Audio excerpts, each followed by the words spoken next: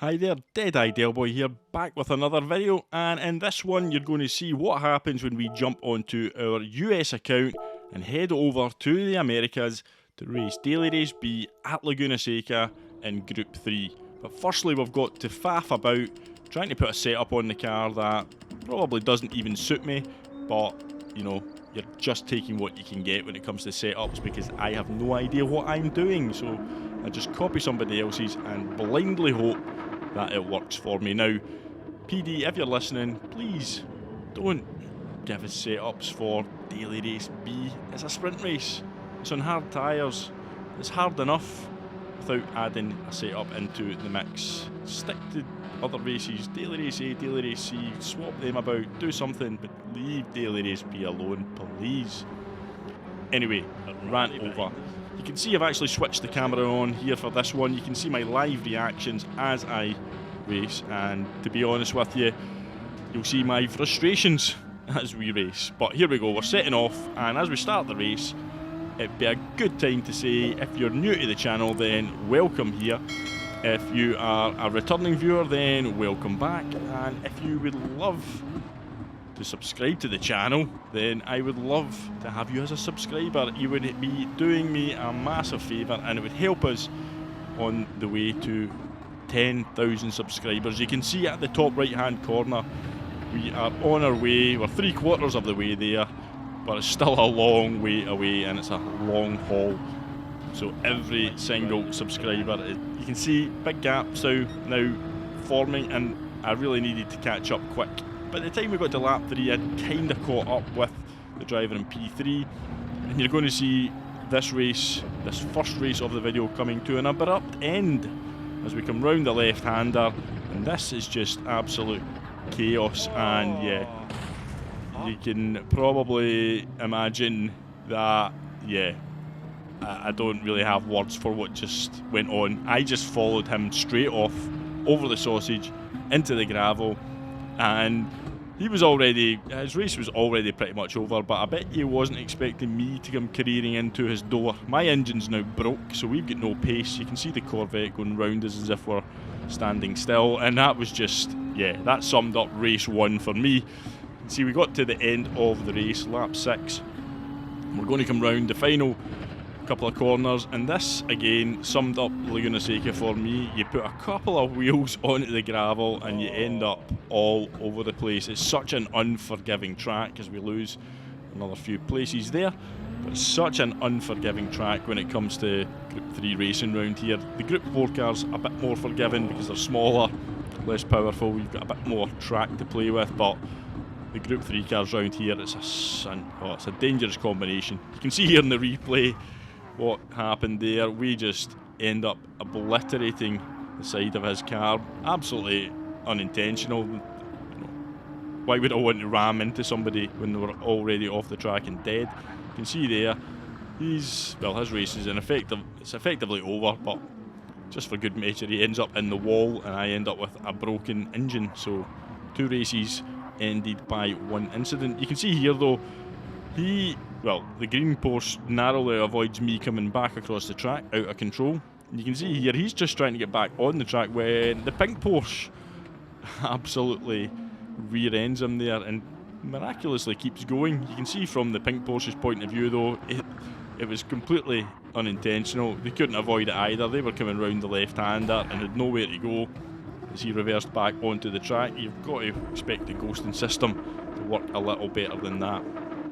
Anyway, on to race number 2, and again we're going to see, well, it's not going to be the greatest or finest race of my career, but it's probably down there with one of the most annoyed that I've been in a race, and you're going to see exactly why, because there's an incident that we're going to, witness, and I would love your opinions in the comments about it. So here we are, starting off the race. You can see in the camera I look absolutely, enthused to go again in this combination. It's a combination that, I'm not going to lie, does not suit me one bit. For whatever reason, I always struggle around Laguna Seca. I love the track, but for some reason I just make mistake after mistake round it. I don't know if it's because it's such an unforgiving track that it's in the back of my mind, and I drive more cautiously, but my pace is normally just not there. You can see there I've already been passed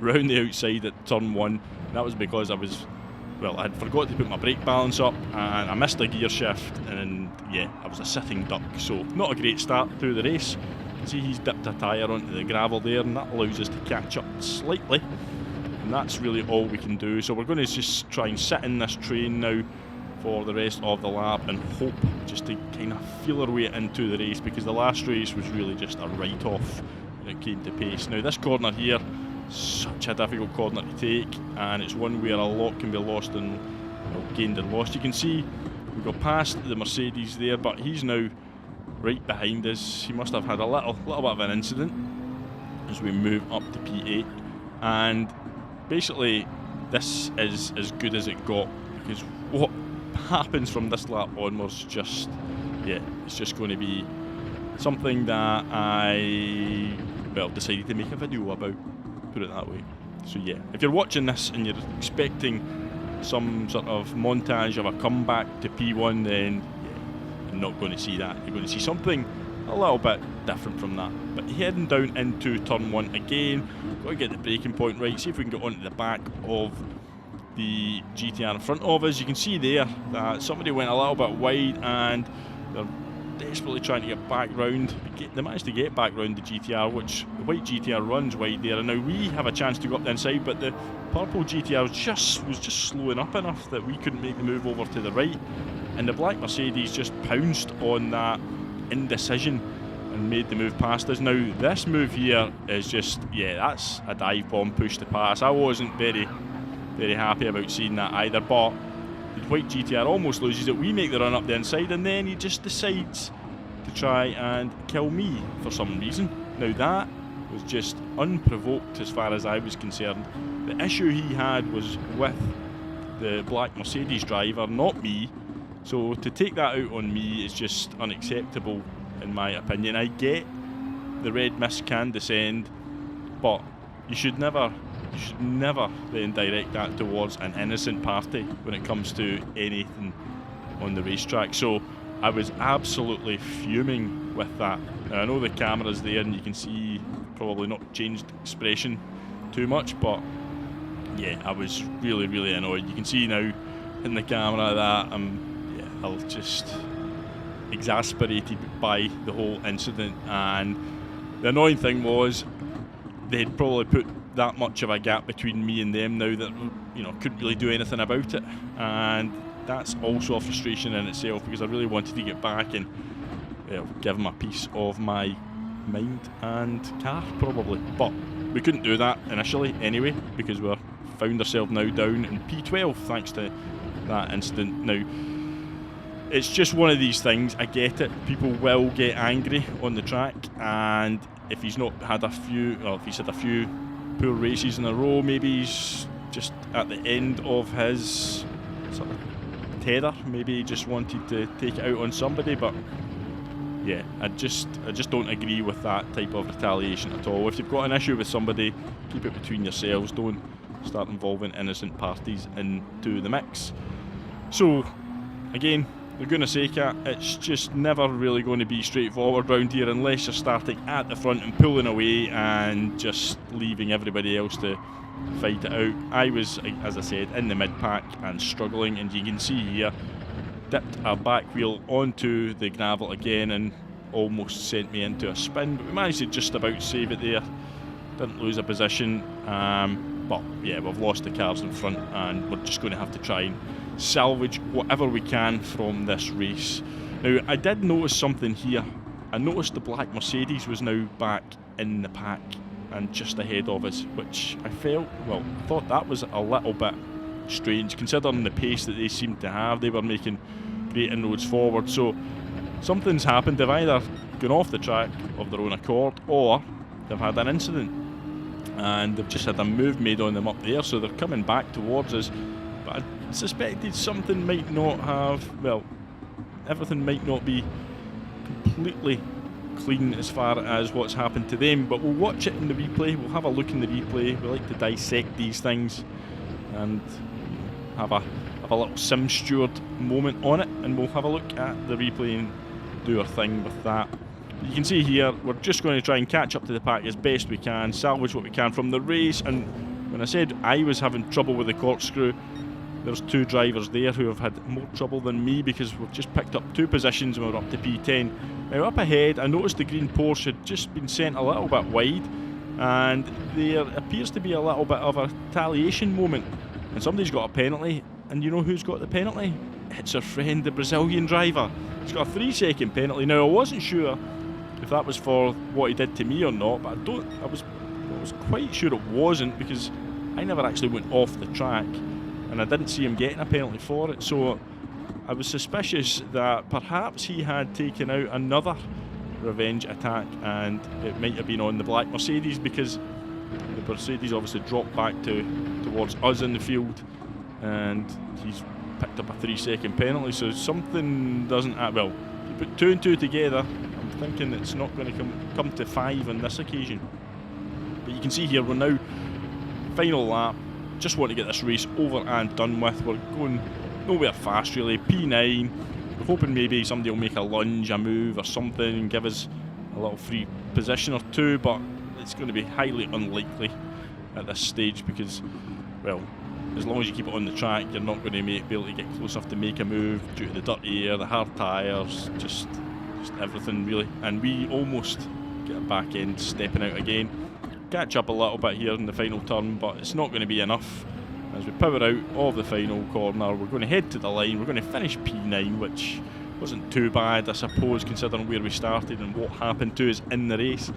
But it wasn't great, and you can see from the live reaction camera that, yeah, it was just one of those things. I was glad that the race was over, if I'm going to be honest with you. Now, I had a little look in the lobby chat afterwards to see if anything was going to get said, because I wanted to actually say or ask the Brazilian driver why he'd tried to wipe me out.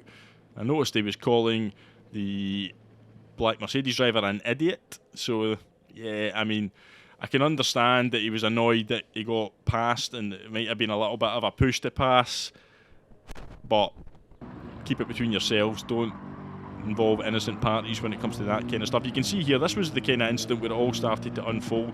I kind of got caught by not being able to get over to the right hand side to make a move, and the Mercedes driver, yeah, he just takes his chance to go past where he could. And this was the moment when we decided, well, let's make a move up the inside. I was, as I said, going to back out because I didn't think too wide through there would work, and I thought I might hit the sausage, so it wasn't worth it. You can see here, but for this to take place, for a driver to just try and send you off onto the gravel, it's just not on. You can see that's where he picked the 3-second penalty up, when he managed to catch up enough to the black Mercedes driver to take out a revenge attack on them, and their little push off the track resulted in a 3-second penalty.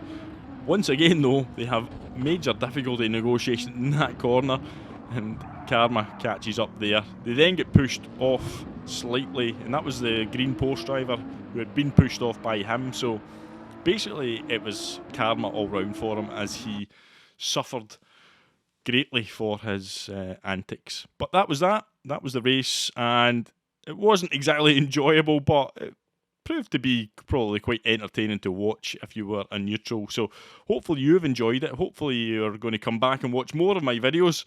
And if you've not hit the subscribe button, then please do so. It would help out a lot, and yeah, it would mean another step towards that potential 10,000 subscriber mark. But hopefully, as I said, you enjoyed it. Hit the like button. Let me know in the comments what you think of those incidents, and I'll see you all on the next one. Goodbye.